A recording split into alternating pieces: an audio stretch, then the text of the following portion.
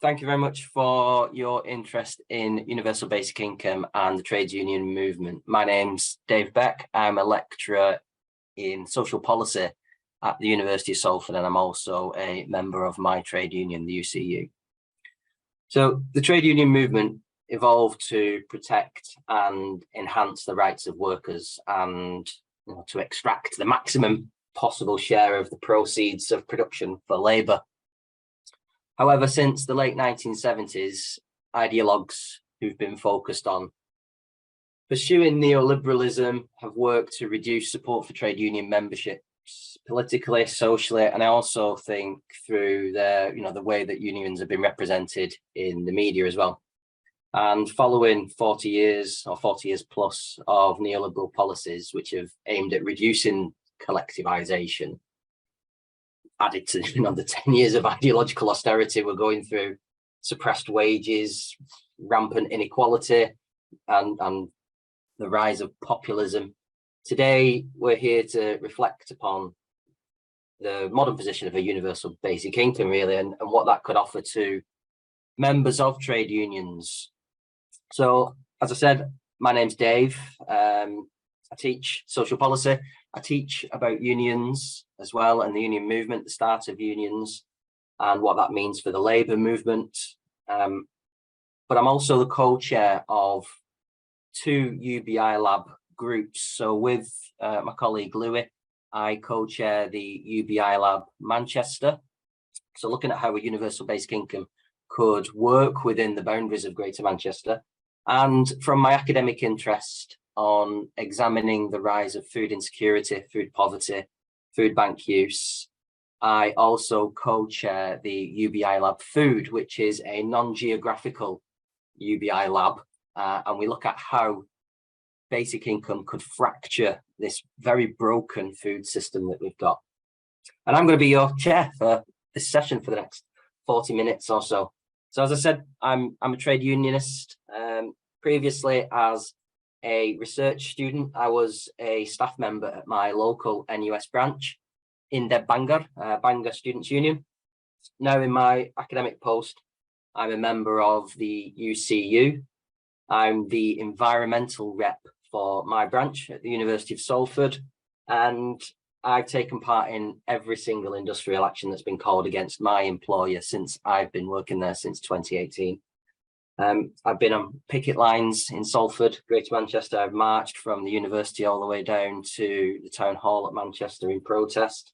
And I've been recently involved in the marking and assessment boycott, where my employer has decided to take 50% of my month for about 10 hours worth of marking, which I've not done. But it's not about me, it's about our panelists today and their position on basic income. So I'd like to introduce our panelists. We've got Vicky Blake. Vicky is a UCU NEC member. She's the chair of the UCU Education Committee and former UK president of UCU. She is the honorary secretary-elect and an academic-related member at the University of Leeds, where she works as a lead contextual outreach officer, which is widening participation. Vicky is a former chair of the UCU Anti-Casualisation Committee and a dedicated anti-casualisation and equality activist. She also serves on the executive committee of Abortion Rights UK. Joining Vicky, we've got Jonathan Williams. Jonathan is an award-winning lawyer from the GMB Union and also co-founder of the UBI Lab Wales. The lab played a leading role in delivering the basic income pilot in Wales, which Kate Pickett has just been discussing. Jonathan now sits on the Welsh Government's technical advisory group for the pilot. And earlier this year, Jonathan was named one of 100 change makers in Wales by the Future Generations Commission. Joining Jonathan and Vicky, we've got Ellie Gormesall, an experienced activist and campaigner. Ellie currently serves as serves a constituency of over 500,000 students as president of NUS Scotland, working closely with students, apprentices, student associations, trade unions, and sector partners to improve tertiary education in Scotland, and a win for students. Ellie previously served as president of UWS Students Union, leading a hugely successful officer team that achieved some of the biggest wins for students in the history of the Students Union, including the scrapping of fees for graduations. And joining will also be Maddy Radcliff, campaigns and social media officer at the Musicians Union.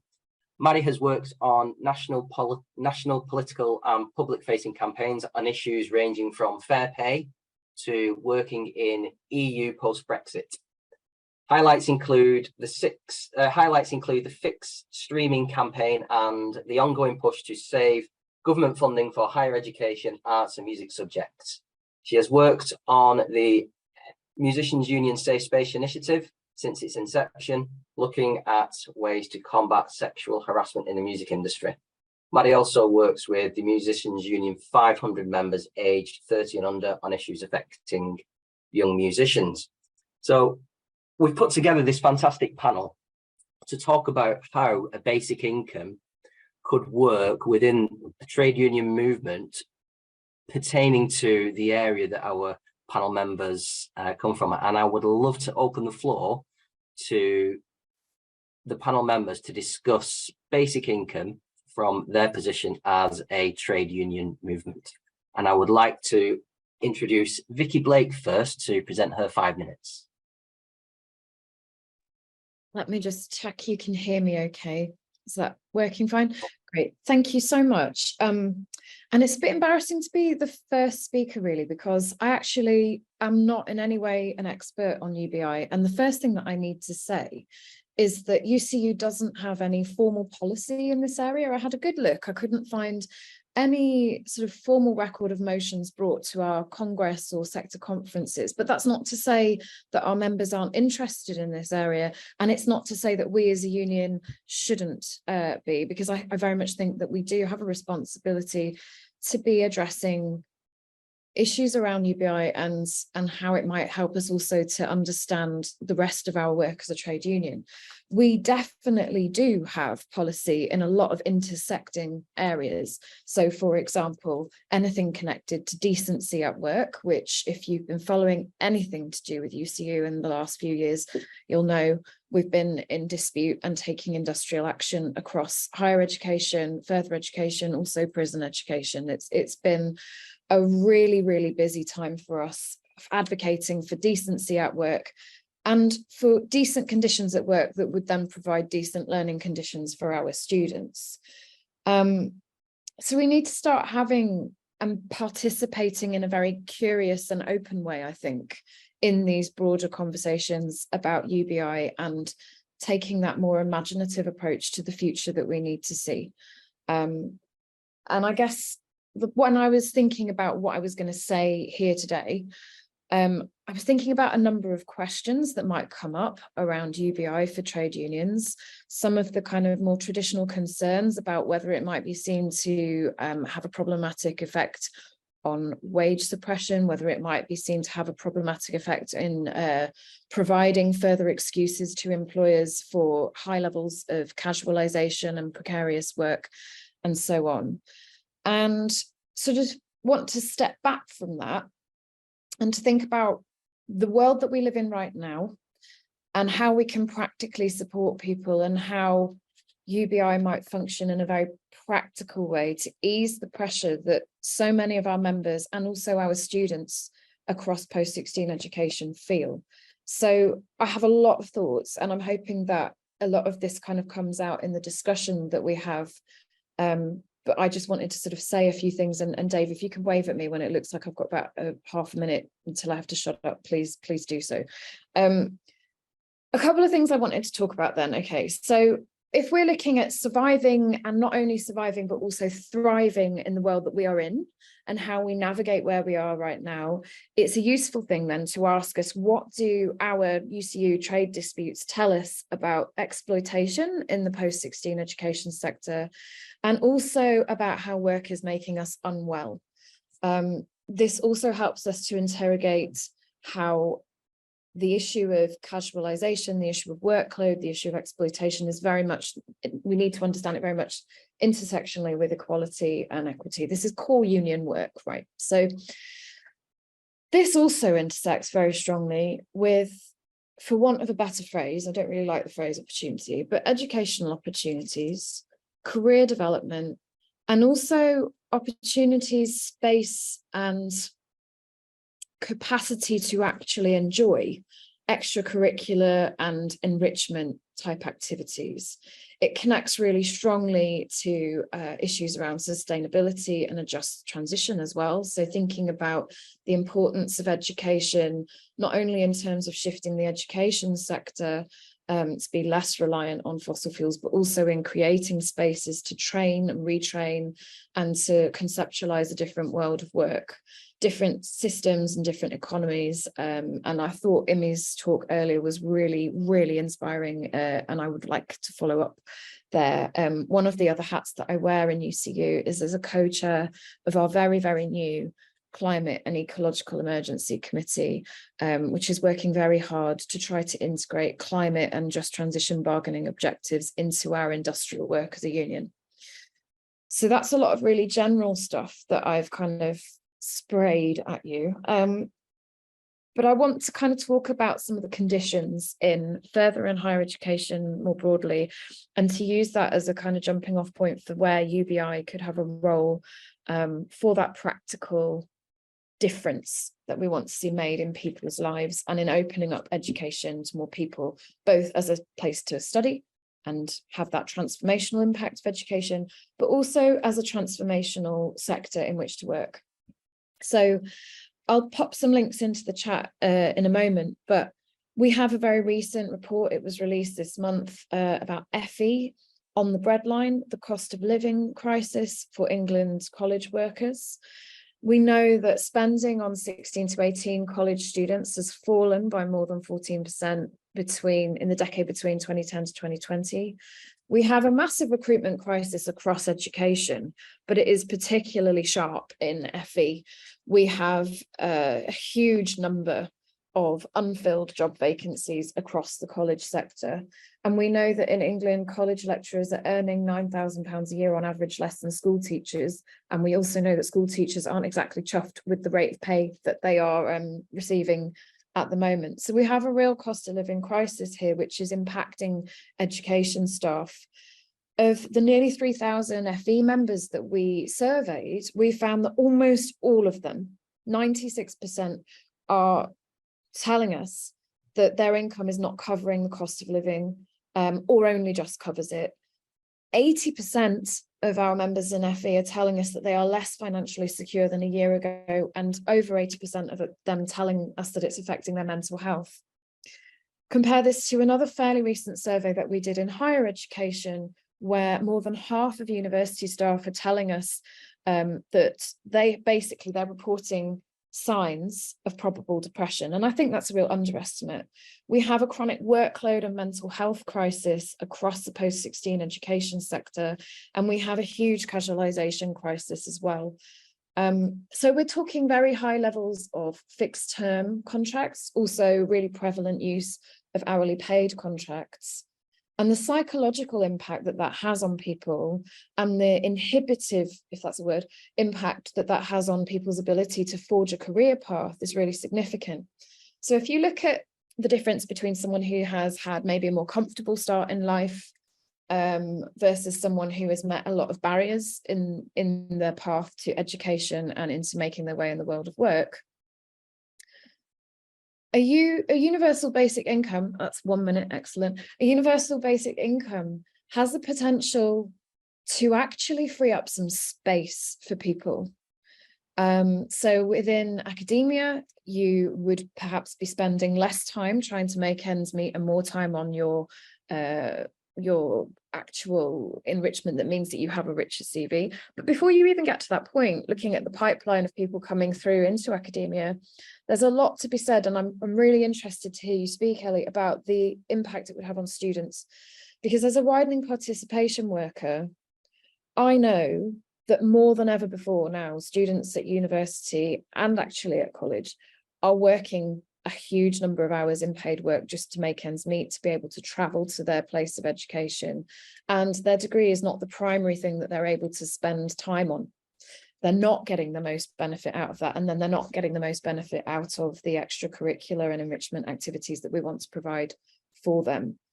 I'm going to stop talking because I think more of this will come out in the discussion. But I guess I just want to go back to what Imi was saying about the creation of space for agency for people being so important to understand alongside everything else, because education we speak about so often as being transformative and having this transformative potential. We're in a fight for the future of education at the moment, and in understanding the value of education beyond really narrow kind of understandings of like what salary you earn or financial, I don't know, all that rubbish that Rishi was coming out with the other day. But to create that space and to think more holistically about the kind of society that we need, and that we need the education sector to be a part of, and that we need our learning spaces to be a part of, we need people to be able to access it and survive within it. And I think that's where the role of UBI needs to be explored. So I have so much more to say. I'm going to stop because I can see you fidgeting there. So it must be the end of my time and I will finish. Thank you. Thank you very much, Vicky. Definitely. And I think it is the point that you made about speaking to Ellie next. I think that's a nice segue over to Ellie, if you'd like to present your 5 minutes as well on a basic income in terms of the student identity. Yeah, thanks. And a lot of what I'm going to say is probably going to be quite similar to what Vicky was saying, but maybe from sort of that different perspective of as a student. I think first of all is that the way that education currently works isn't working for students. We have in Scotland free tuition for undergrad students, undergrad home students in Scotland, but actually when you look at the cost of learning beyond just the tuition fees, it's really clear that we have an education system that is still entirely dependent on your financial situation rather than just things like your ability or your passion, and that is fundamentally wrong. We did research at NUS Scotland back just a few months ago, and some of the statistics that we found in terms of rates of student poverty in Scotland are absolutely horrific. We found that 12% of students in Scotland have been homeless at some point during their studies. 12%. That's absolutely horrendous.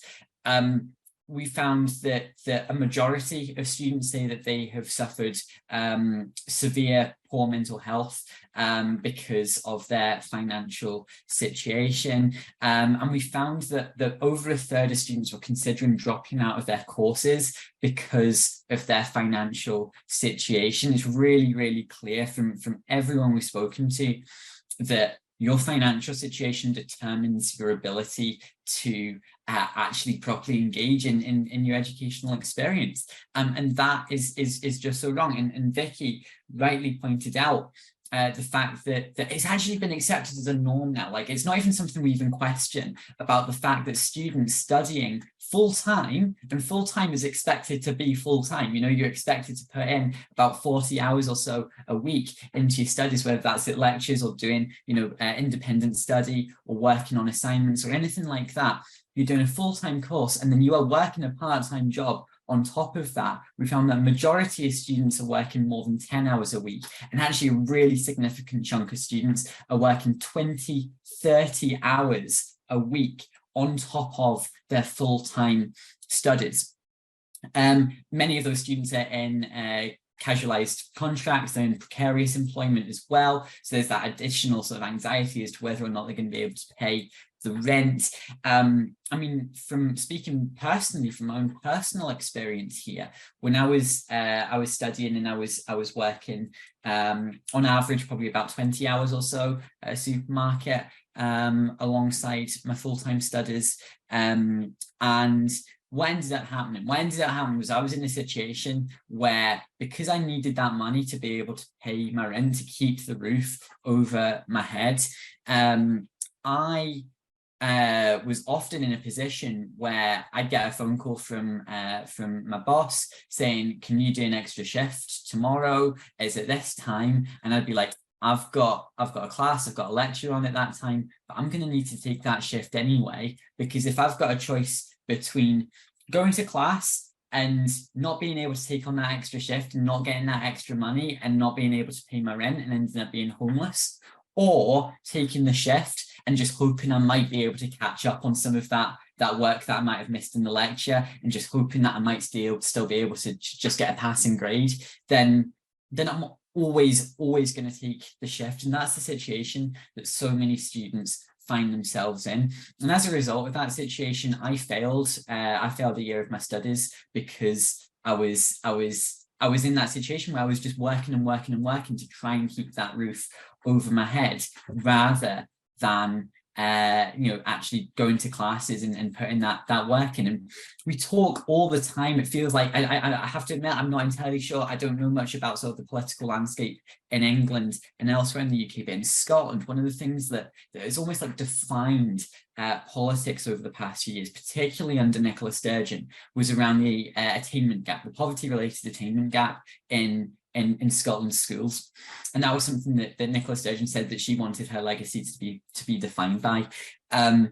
But we're in a situation in Scotland where in tertiary education, the poverty-related attainment gap is huge, because you've got a situation where you've got some students who maybe they've got parents or guardians who are able to give them money to help them out financially, or maybe they are just from a wealthy background, they can afford to not have to work alongside their studies or to work fewer hours or anything like that. They've got some sort of safety net, and they're able to dedicate all of that time to their studies, but you've got other students who were having to work all of these hours under the sun, and it's just not good enough. It means we're not getting the quality education that we deserve. So clearly UBI plays a huge role here in terms of being able to make sure that students, no matter their financial background, are able to make use of that education system that we all deserve. And I can see I need to wrap up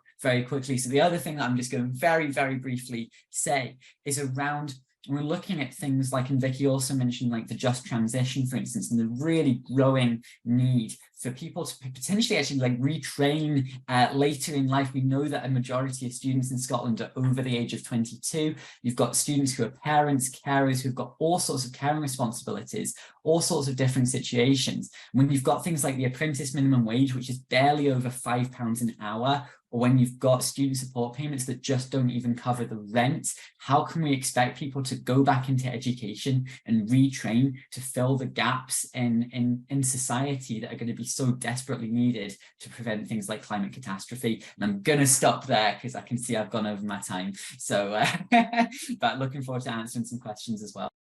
Thanks, Ellie. That was wonderful. And I would like to, as chair, I've broken my list of people. I would like to just at the minute stick with young people and invite Jonathan Rhys-Williams to discuss, not really sticking with young people really, but Jonathan's been involved with the Care Leavers pilot in Wales. And I'd like to invite Jonathan now to discuss his position on basic income and the role within his background, which is in unions. Over to Jonathan.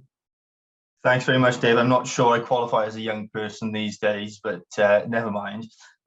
So I suppose just to repeat, really, I'm a lawyer at GMB Union, and I'm also the co-founder of UBI Lab Wales, which helped deliver the pilot in Wales, which is currently ongoing for care leavers. That will run, just to give anyone a sort of brief summary of that have not already are not already up to speed with it really, but it's a pilot that will last 2 years. So individuals will be on the pilot 2 years. It will give them £1,600, that's before tax, and essentially that's unconditional. And it's really interesting to me, and I think why I thought the care leavers pilot in particular was really interesting, which was for some of the reasons basically a lot of people have alluded to, or some of the speakers rather have alluded to earlier today, which is, you know, educational attainment. I think it will play a really key role in that. I think some of those people who were on that pilot, of course, would have come from some difficult backgrounds, might not have necessarily had the opportunity to go into further education, but because of that pilot will be able to do that now. And as part of the technical advisory group and someone who will oversee some of those results, I think that's one of the most exciting aspects of it, really. I suppose to go back then to why I'm here and to discuss basic income from a trade union's perspective, I actually started my legal career as a GMB rep. So I come to university, didn't know what the hell I wanted to do, worked in a call centre and become a GMB rep, basically in a call centre. And I remember representing a single mum who basically were doing this restructure, and they wanted to increase her hours from 16 to 20. And she came to me and essentially explained that because of this increase in hours, she would in fact lose hundreds of pounds. And I thought this is just absolutely bonkers. But the reason she would lose it is because of the deductions that she would be subject to by the welfare state. So I think child taxes, income, that child credit and that kind of thing would be pulled from her, which just seemed absolutely absurd to me, really, that could be the case. So I went away and had a look into, you know, what policies out there which would allow her to keep all of her money essentially if she worked more hours, and that's how I found out about trade union, about basic income. So yeah, I thought I'd just nice little story that, but I think in terms of the reasons for trade union supporting this, and I should make clear that the GMB don't have a position on this. I'm not speaking on behalf of them today, although I certainly bend their ear about this particular topic on a regular basis. But I mean, the trade unions have given us so much, right? So, you know, they give us a 2-day working week, paid maternity leave, workplace pensions, paid holidays, the minimum wage, 8-hour working days, equality laws, overtime, pay increases, workplace health and safety, so on and so forth. And I think that, you know, UBI now is one of these transformative policies which the trade unions have historically backed. You know, they are certainly more, I think they certainly prefer at the moment, I would say, something like a 4-day working week, which I'm completely for, and that's great. I don't think we should sit with these progressive policies. You get a lot of the UBI versus UBS stuff, which I think just basically puts both policies back, which is silly, really. So I think, you know, trade unions should be the vanguard for this kind of change, and that's why I think, you know, I think I noted Reinhard actually pointed something out in the chat earlier on. He said that he didn't understand why trade union leaders don't support this idea, and the points he raised I completely agree with. I think that what trade unions need to understand, I think, is that a basic income would essentially strengthen collective bargaining. It would allow you to basically say to your boss who is treating you like rubbish, that that's paying you badly, you're not stuck in that job. You know that you've got this safety net essentially to fall back on, where you could say, okay, if you're not going to pay me that wage or that pay increase that I want, I'll just bugger off then, you know, and I'll find something else. So I think it actually strengthens collective bargaining. I think it allows, therefore, people not to be frightened to go on strike, because of course there's my pink slip, there we go. That people people are not frightened to basically go on strike, which of course is a good thing, which again strengthens your collective bargaining. And just a point, I suppose, just quickly then touch on the points that has already been raised as well. And in particular, in my union, GMB, you have a lot of people who are working in manufacturing and that kind of thing. Of course, with this just transition that we're talking about now, those people are inevitably going to need to move to greener jobs. and we need something to support them. I come from the Rhondda Valleys. You know, I have friends and family who experience, you know, the complete desecration of the mining industry in my area, and it's been we've experienced intergenerational poverty as a result of it. So I think that the trade unions need to realise that if they don't support something like this that helps a just transition, those people are going to be left behind once again. And of course, you know, we'll just be repeating this cycle again, and it just cannot happen. And that's why they need to support it. On that note, I'll stop talking, Dave. Amazing. Thank you very much, Jonathan. So we've started with young people. We've moved through education, and we're now in the world of work. So I'd like to invite Maddy Radcliff from the Musicians Union to talk about her union that she's involved in and how that could support her workers that she works with.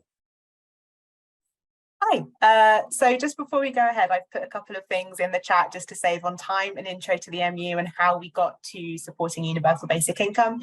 It's interesting, it was a motion to our delegate conference, and you could tell that story quite quickly. I wasn't planning on it, but there we go. First of all, just a quick thank you to Dave and to Anton and all the organising team, and just a full solidarity with UCU members on strike, Dave, Vicky and everyone taking action for decent pay and conditions. A quick kind of interesting note, our members at the Royal Opera House voted for potential industrial action. If that goes ahead, it's the first time since I think the late 70s or early 80s that Musicians Union members have done that. So it's a really topical conversation when we're talking about strike funds. And I think we can offer a unique perspective where so many of our members are freelance, but I will get on to that later. So I'm just going to skip through and go straight to what exactly would a universal basic income mean for musicians.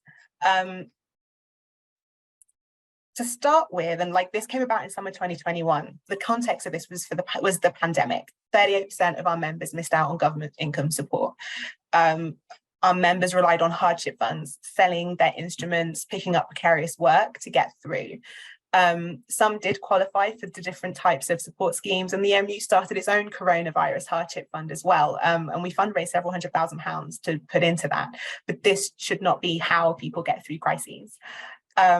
We add to this context the pitiful returns musicians get from music streaming, the massive and ongoing implications of Brexit, and I was in Parliament talking to the Shadow Minister about this yesterday. It's still happening. Our members are struggling to tour, and the cost of living crisis, which is affecting individuals, families, but also workplaces like small venues, which are struggling to survive and closing at an alarming rate, pubs, people scaling down their weddings. All of these things affect our members' work on a real day-to-day basis. There are just fewer jobs going around. And it's a scary and difficult time to be a musician. And there's more challenges coming. And in the spirit of solidarity, just take a moment to acknowledge what's going on in the US, where the Writers Guild of America East and West and SAG-AFTRA are taking action for decent pay and contracts in the face of artificial intelligence, no pun intended. And we offer them our full solidarity and support as well. And in this context, universal basic income would mean a lot. Firstly, it would give musicians time to prioritise their job as a musician without the pressure of doing a second, third and often fourth minimum wage job alongside creative work in order to survive. So we actually have 5,000 members under the age of 30, and for those members who are students as well, we second everything that Vicky and Ellie said earlier. It would enable them to be students and also, in addition to their studying as students, get their work as a musician in order to move on further their career. They shouldn't have to work on top of a full-time education and also working as a musician in order to survive. A basic income would mean remuneration for those parts of a freelance musician's work that often go unpaid: the creativity, writing, development, rehearsal, grassroots gigging in venues that don't necessarily pay or pay well. And in this way, it has the potential to lift so many musicians, especially early career musicians, but all musicians, out of poverty. It has the potential to increase diversity and representation in the industry by ensuring that a career in music is open to everyone. And a lot of the commenters in the first kind of parts of this conference were talking about that. It allows people from all socioeconomic backgrounds to become musicians. It opens up the stories that can be told instead of narrowing them back down to only those with family money, an impact we're seeing as government funding cuts by education and courses that often serve underrepresented groups in the music industry. And it creates a broad range of art and music that everyone can enjoy, and it rakes in money for the Treasury, and I'll get onto that again later. It can make working musicians healthier and happier, easing financial pressures that are often connected to ill mental health, and musicians experience this at a higher rate than the general UK population.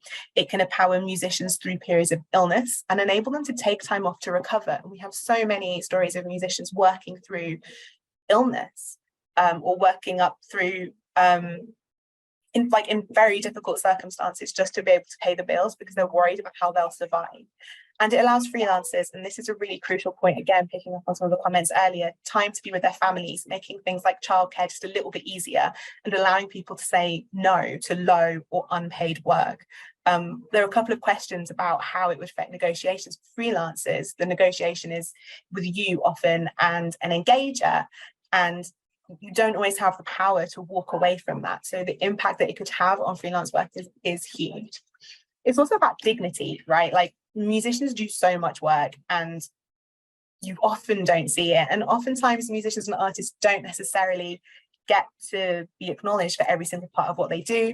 And they don't get to live in fear, without fear of what would happen during any kind of crisis, whether that's a pandemic or just something that happens on a day-to-day level. It can improve the quality of art that is produced because people have more time and more freedom. And I'm not going to go into details, it's all out there, but ton of money for the UK economy, 112 billion in the year before the pandemic. So the creative industries are like financially worth it if that's the kind of thing that you are interested in. The reasons for it are clear. Yeah, I will wrap up. I just want to throw one question out to you. So the Musicians Union has 33,000 members. So the question that I kind of want from the UBI movement, what I need you to tell me is, what specific things can trade unions do? What can we do to support you and the movement? When I go back to my desk after this event, what should I be doing? And what can I ask our members to do as well? And is there something that unions do that no one else can by virtue of our memberships and our democratic mandates? And over to you guys for questions. Thank you very much.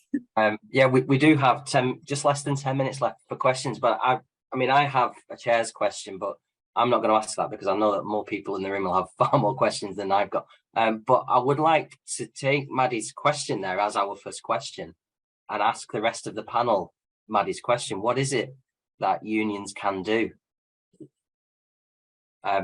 Open mic to anybody who feels like they would like to take that. Can I come in? I think we have work to do in creating space to have these discussions. Like, we're having a really rapid fire discussion now as part of this conference.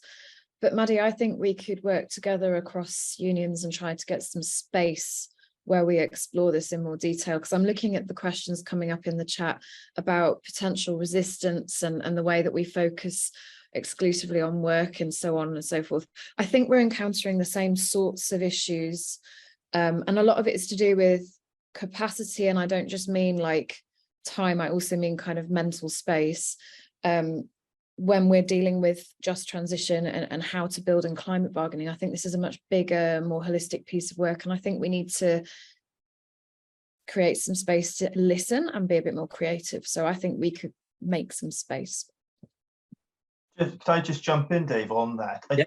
I actually don't think that there's any substantive research that's been undertaken by trade unions in relation to a basic income. I think, you know, just to echo really what Vicky was saying there, I think that's what, you know, we need to create the space and the support and potentially get not just necessarily one trade union to do it, but maybe it's a piece of work that you could get the TUC to look at in order to, you know, give an objective view on what the benefits could be for members, you know, because I think that the arguments are there and we've touched on some of them, but I think it's just putting those arguments down and then having a debate about those arguments once they're down on a piece of paper, basically.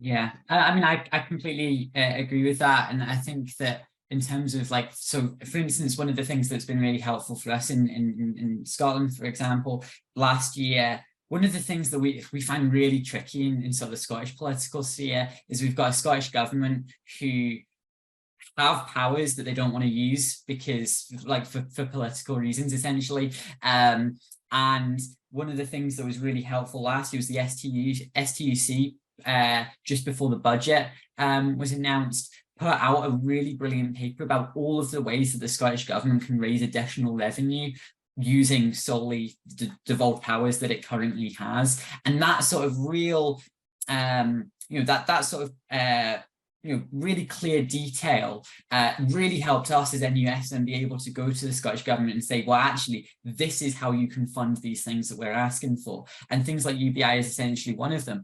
I think one of the things that I think there's a real opportunity for work between like the trade union movement and the student movement.